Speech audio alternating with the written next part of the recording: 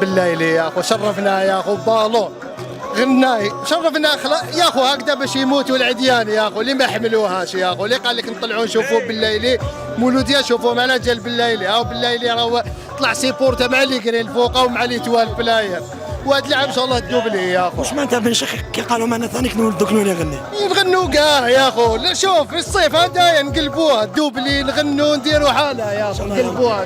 واش رايك في الاغنيه اللي غناها بالليل؟ قوة كاع بالقنطار ولا غرام بالقنطار ولا غراكم بالقنطار. واش رايك في بابلو بالليل؟ بالليل ليكسبيريونس خو مالكي الحمله اللي راه متشانين عليه مي سي ان كرون جوار. علاش راهم جايبينها مورا؟ سي ان كرون جوار خويا. لا تعرفش ولا في المولوديه فارق كبير. المولوديه فارق كبير. القنطار يديروا هكذايا باينه راه فارق كبير. هذا المولوديه الجزائر ماشي مولوديه العاصمه لازم تفهموا. 58 ولايه يحبوها. القطر الجزائري كاع يحبها وليسونسيا كاع يحبوا المولوديه. حنا ودينا مولوديه كبرنا حنا معاه حلينا هنا كذا مولوديه. عام دوبلي خويا دوبلي خويا. وبالليلي يا خو راهو في النيفو مستوى هو اللي زاد النص. حاجه خشينه